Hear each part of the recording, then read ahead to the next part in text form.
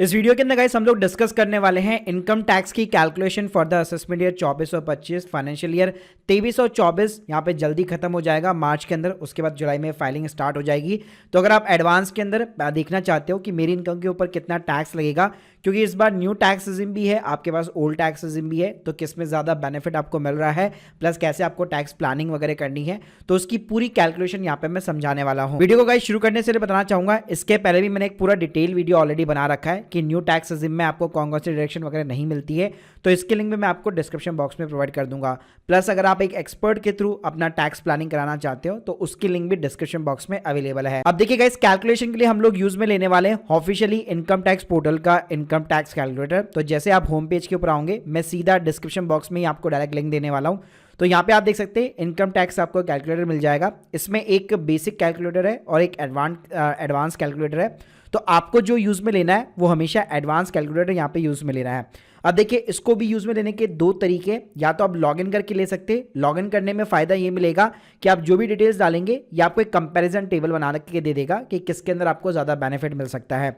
Advance calculator अगर आप without login use करेंगे तो आपको बार बार पहले ओल्ड टैक्स रिजिम में आपको अपनी इनकम जो है कैलकुलेट करनी पड़ेगी, फिर आप न्यू टैक्स रिजिम में इनकम कैलकुलेट करोगे, उसके बाद में आप डिफरेंस वगैरह कैलकुलेट कर सकते हो। गाइस मैं सजेस्ट करूंगा यार लॉगिन कर लो, सबसे बेस्ट तरीका है। लॉगिन करने के बाद में यहाँ पे आपको इनकम और टैक्स एस्टिमेटर दिख रहा होगा, इसके ऊपर आपको सिंपली क्लिक करना है। ऊपर सिंपली तरीके से आपकी आ जाएगी बेसिक इन्फॉर्मेशन। यहाँ पे कुछ भी छेड़छाड़ करने की जरूरत नहीं है, बस खाली जो असेसमेंट ईयर है वो 24 और 25 यहाँ पे आपको सेलेक्ट कर लेना है। अब गाइस जैसे आप 24-25 सेलेक्ट करोगे तो यहाँ पे आप देख सकते हो due date of the submission of the return अपने यहाँ पे 31 जुलाई 2024 यहाँ पे आ चुकी है।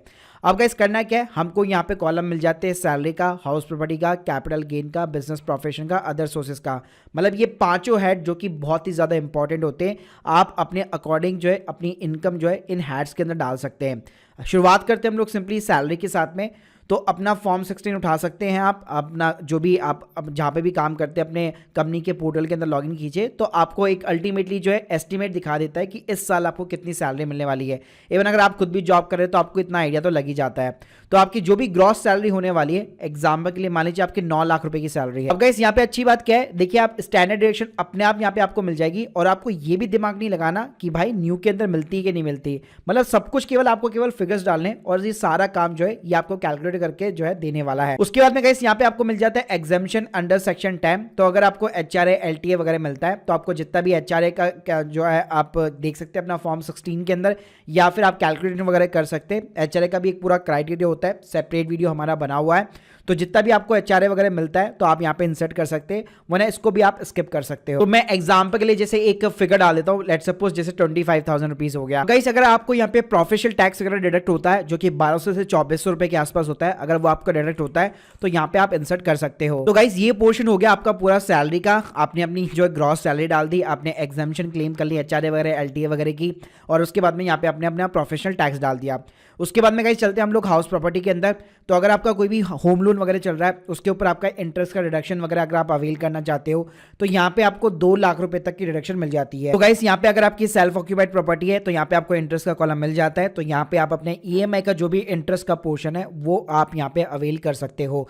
इसके अलावा अगर आपने लेट आउट कर रखी प्रॉपर्टी, उसकी जो रेंटल इनकम है वो उसका भी कॉलम यहाँ पे आपको मिल जाएगा। इसके अलावा जो भी म्युनिसिपल टैक्स वगैरह है वो आप यहाँ पे इंसर्ट कर सकते हो। और सिंपली तरीके से अगर उसके ऊपर भी लोन चल रहा है तो यहाँ पे आप उसका भी इंटरेस्ट का जो डिडक्शंस होता है वो आप यहाँ पे क्लेम कर सकते हो। कॉलम गाइस आपको कैपिटल गेन का मिल जाता है। आजकल कई लोग स्टॉक मार्केट म्यूचुअल फंड में इन्वेस्ट करते हैं, तो अगर आपके equity long term capital gain या शॉर्ट टर्म कैपिटल गेन है जो आपको अपने डीमेट अकाउंट के थ्रू मिल जाता है, तो 111A के अंदर आप शॉर्ट टर्म कैपिटल गेन डाल सकते हैं, और अगर आपका लॉन्ग टर्म कैपिटल गेन है तो 112A के अंदर आप डाल सकते हैं।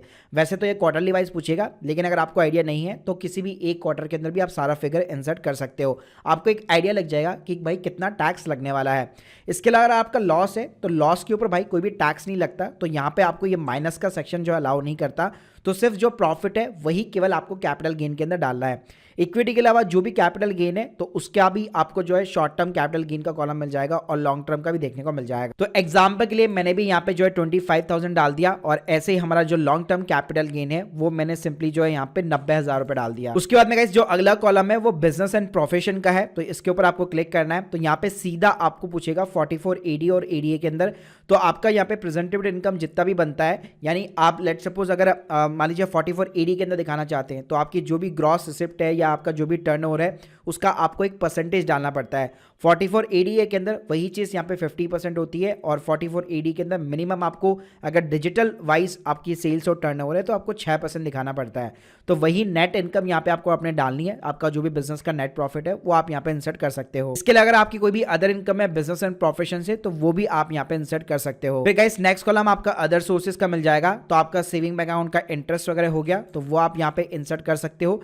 इसके अलावा अगर आपका एफडी का इंटरेस्ट है तो अदर इंटरेस्ट इनकम ये आपको कॉलम मिल जाएगा। इस सेकंड वाले कॉलम के अंदर एफडी का इंटरेस्ट आप डाल सकते हो। इसके बाद में गाइस आजकल कई लोग गेम्स वगैरह खेलते, ड्रीम 11 वगैरह हो गया, तो वहां से भी अगर आपको कुछ इनकम वगैरह हुई है लॉटरी पजल्स वगैरह से तो वो आप चीजें डाल सकते हो, या कोई भी आपको कमीशन या कुछ भी ऐसा रिसीव हुआ है तो वो सारी चीजें आप यहाँ पे इंसर्ट कर सकते हो। इसके बाद में गाइस नेक्स्ट कॉलम आपको डिडक्शन का मिल जाएगा, तो यहाँ पे आपको प्रोवाइड डिडक्शन डिटेल्स के ऊपर क्लिक करना है। अब यहाँ पे सबसे पहले आपको एटीसी मिलेगा, और अच्छी बात ये एटीसी के अंदर क्या क्या कवर होता है यहाँ पे ब्रैकेट के अंदर वो सारी चीजें लिखी हुई है। तो इस तरह से अगर आपके पास में डिडक्शंस वगैरह अवेलेबल है, आपने यहाँ पे इन चीज़ों में इन्वेस्ट वगैरह कर रखा है तो उसकी डिडक्शन आप यहाँ पे ले सकते हो। सेम कहानी है, यहाँ पे अलग अलग और सेक्शन मिल जाएंगे। जैसे अगर हेल्थ इंश्योरेंस है आपके पास तो आपको एटीडी का यहाँ पे कॉलम मिल जाएगा। इसी तरह से अगर आप खुद एनपीएस के अंदर इन्वेस्ट करते हैं तो यहाँ पे आपको उसका भी कॉलम वगैरह मिल जाएगा। अगर आपका एम्प्लॉयर भी जो है एनपीएस के अंदर कॉन्ट्रीब्यूट करता है, अगर आप गवर्नमेंट एम्प्लॉयज वगैरह है तो उसके केस में भी आपको यहाँ पे फिगर्स वगैरह जो है डालने पड़ेंगे। तो गाइस ये सारे डिडक्शन लेने के बाद में आपको कुछ नहीं करना, यहाँ पे लास्ट में आपको टैक्स डिटेल्स का कॉलम मिल जाएगा। तो यहाँ पे व्यू डिटेल्स के ऊपर क्लिक करके, वैसे अभी तो आपको आइडिया नहीं होगा कि कितना मेरा टीडीएस कटेगा, तो यहाँ पे आप डिटेल्स नहीं डाल पाओगे, तो इसको आप यहाँ पे सिंपली स्किप कर सकते हो। अगर आपने कोई भी एडवांस टैक्स का पेमेंट किया हुआ है तो वो एडवांस टैक्स का पेमेंट यहाँ पे डेट ऑफ पेमेंट और सेल्फ असेसमेंट है या एडवांस टैक्स जो भी है वो आप यहाँ पे इंसर्ट कर सकते हो। तो गाइस सारी चीजें डालने के बाद में आपको सिंपली एस्टीमेट टैक्स के ऊपर क्लिक करना है, और देखिए इस कैलकुलेटर का यहाँ पे मैजिक, इसने आपको as per the old tax regime और as per the new tax regime दोनों के अंदर कंपेयर करके आपको सिंपली तरीके से बता दिया है कि किसके अंदर आपका ज्यादा टैक्स लगेगा, किसके अंदर आपका कम टैक्स लगेगा। तो यहाँ पे आप देख सकते हो सेक्शन 10 जो था हमारा उसके अंदर न्यू टैक्स रिजीम के अंदर उसको कंसीडर नहीं किया गया है।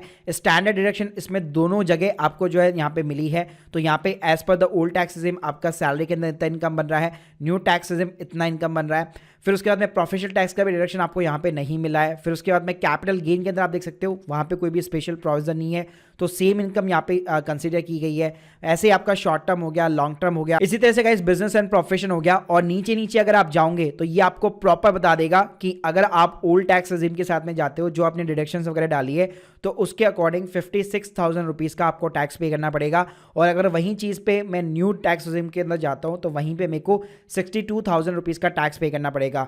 तो इन टेबल्स के कंपैरिजन से आप इजीली पता लगा सकते हो कि क्या मेरे को ओल्ड की तरफ जाना है या फिर न्यू टैक्स रिजीम की तरफ जाना है। तो guys hope you like this video, please subscribe channel. अगर आप लोग एक एक्सपर्ट के थ्रू अपनी टैक्स प्लानिंग वगैरह कराना चाहते हो, लिंक डिस्क्रिप्शन बॉक्स में। और आप लोग अगर कोई भी डाउट्स वगैरह है तो प्लीज मुझे यहाँ पे कमेंट बॉक्स के अंदर जरूर बताइएगा।